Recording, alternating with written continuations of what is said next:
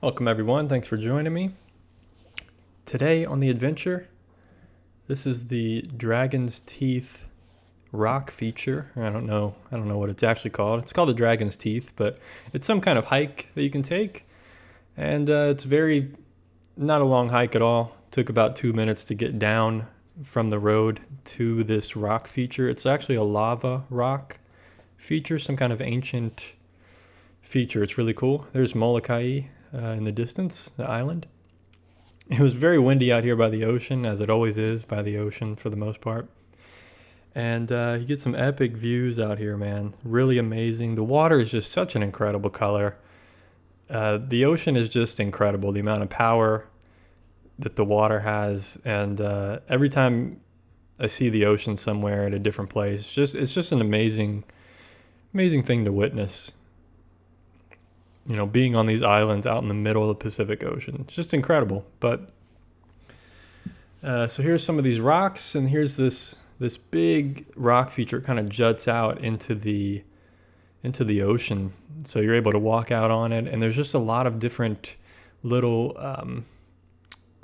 lava features. And I'm sure I missed a whole lot of them, a bunch of them. But here we go. We can see just kind of different rock textures and the way this lava was just coming out and doing its thing, man. It was just really cool. It's really cool to see and to be able to hike on it and experience that in such a short amount of time and not have to worry about hiking miles and miles. And yeah, it was just an incredible time. And at first I didn't know that I was going to do a painting here.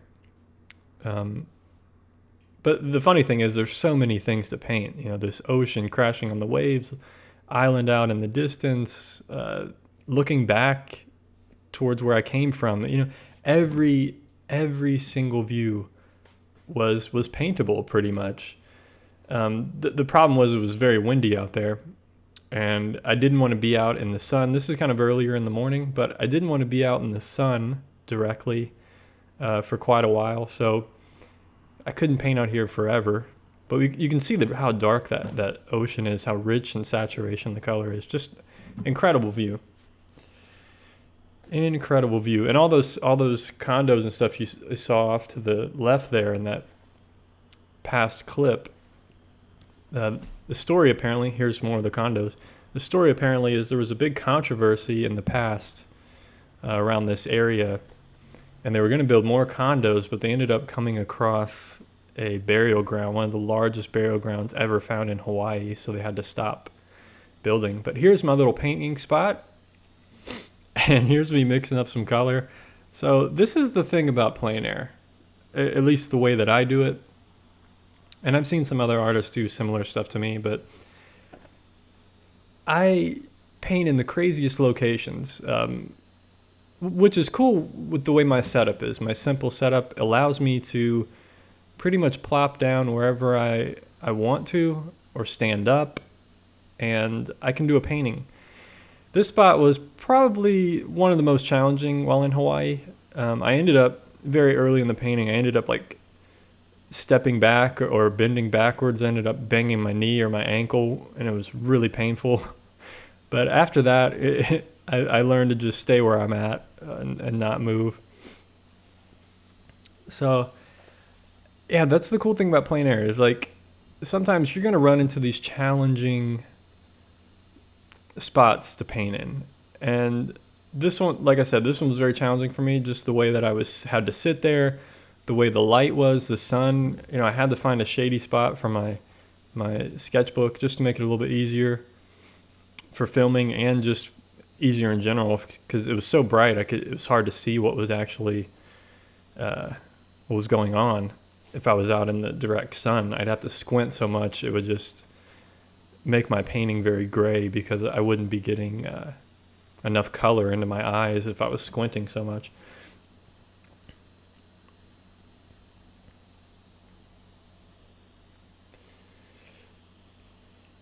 So starting to build up different values, different colors, and as I'm painting the ocean here, you can see I'm getting some cool texture coming through, and I put down some wax resist before starting the painting process. because I wanted to preserve some of the whites of the paper, but I also wanted kind of a texture. And what it is the ocean waves crashing against these rocks, spraying upward. So I wanted to try to capture that with some wax resist. And I think I was pretty successful. We'll have to see here at the end of the painting how it turns out. I think it came out okay. You know, it does look like ocean spray. You know, it's definitely better ocean spray texture than what I've had in earlier paintings in this series. I love playing around with that wax resist and seeing the effects that it can achieve. I really need to play with it more, but part of the problem is I always forget the tools I have. I forget that I have more paintbrushes I could use, smaller paintbrushes. I always get so caught up in the painting, caught up in the zone, trying to capture everything and trying to paint it before the light disappears, that I forget all the tools I have at my disposal. And that can be a problem sometimes. You know, after the painting, I'll be like, oh, I could have used wax resist to get some more texture right there. I could have used a smaller paintbrush. You know, I have a few smaller paintbrushes with me. There's so many things. There was even one time where I ran out of battery on my camera, and I thought I didn't bring my extra battery, and I actually searched through my bag for the extra battery, and I was like, oh, I guess I left it at home. And it ended up, I got home, and the extra battery was in my bag the whole time. I could have recorded more, I could have done more.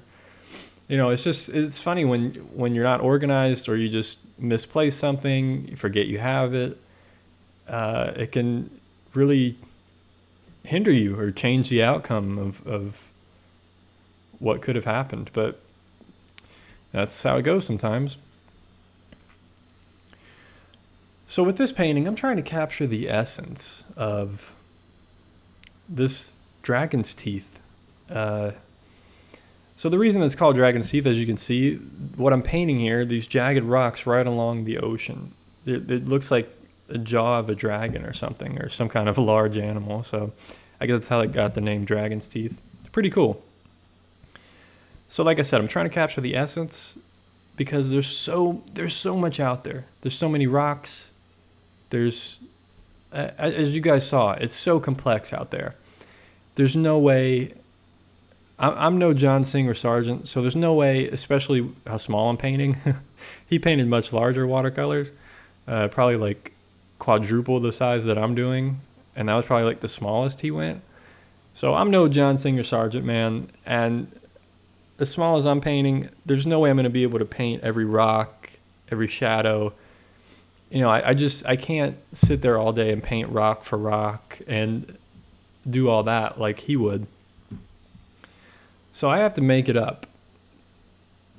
And I'm not completely making it up. I'm simplifying.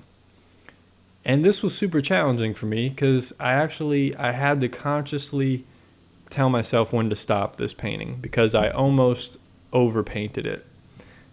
And I think I was lucky enough that I stopped at a very good spot. I probably could have stopped much earlier, actually, as we'll see here as the painting progresses. But so I start out with these very light washes, and I'm basically balancing. It's very gray, obviously, but I'm balancing warms and cools. We can see there's a cool gray, and then there's kind of a brown gray, and then a light, warmer gray. So I'm just looking at warms and cools in this scene, putting those washes down in a very painterly way because I'm trying to get the essence of these lava rocks, these different features, these different textures. Also putting in darker values where needed, and that just comes in time. You know, I start out with these light washes, and now I'm painting in these darker areas, of course. That's kind of just a general rule for how watercolor works. Not always the case, especially with the way I paint. I paint more like an oil painter because that's what I'm used to. Acrylic, you know, I did acrylic in the past, and I usually always started out with the darks first, and I did the same with oils for a while.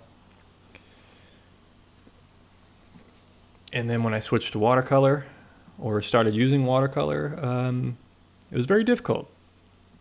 So sometimes I still kind of I don't, like the ocean, I painted that in one layer. I didn't do a wash of blue and green and then go back over it with a darker color. I just went straight for the ocean color as best I could get it. So you can see how careful I'm being. I'm kind of, sometimes I'll just wave the brush over the paper. I'm not really painting anything. And that's me looking at the scene in front of me and trying to replicate that with the brush. Trying to figure out, what kind of mark should I make to simplify what's in front of me? How can I explain what's in front of me without making it look like exactly what's in front of me? And that was the big challenge for me on this one.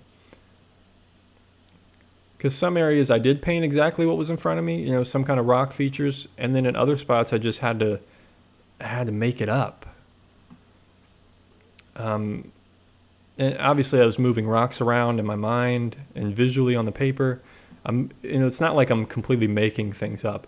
It's more like moving shapes around and trying to figure out, okay, where should I put these darks? How can I make your eye move around this painting? Obviously, the focal point here is more the right edge of those rocks, off to the right where the ocean meets the rocks. That's kind of my main focal point. So I'm trying to create lines that move you into that direction. That's what I'm kind of thinking here, I guess. And filling in some ocean in the background there in the distance, so that really helps to the continuity of getting that ocean in there. But I'm trying to, this painting I was really thinking a lot during this painting. I wasn't just copying what was in front of me. I was thinking a lot, because like I said, I'm capturing this essence. I'm trying to compose something, making some of it up or simplifying it. Super challenging. I don't normally have to do that for the most part. And I'm also trying not to overwork it. So I'm trying to think like, okay, when is this thing going to be done? And there was a few times where I was like, okay, I think I'm going to stop now. And then I was like, okay, I think I need a few more lines in here. I need some darks back here. The more I kept putting in, I was like, am I ruining it?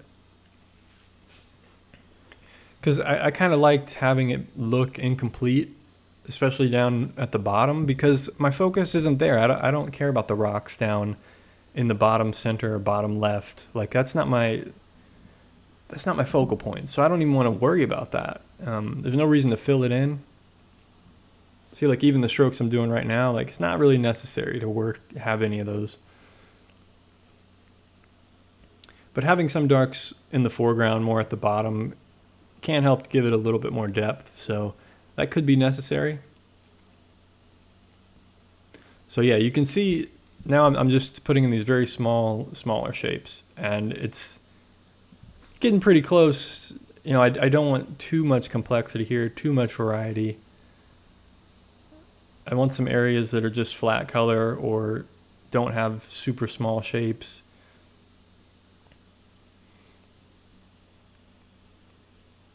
So this one I got lucky. I got very close to overworking it. You see, I'm just trying to simplify there. Trying to simplify some stuff. Soften some areas, bring them together. And anyway, that's the finished painting. And there's the finished painting with my subject. You can see overall my painting is a little bit lighter for the most part. But in the end, I like it. It's a great painting. And I was able to simplify very well, I think. Got lucky with this one. So anyway, hope you guys enjoyed this episode. And stay tuned for the next one. Peace.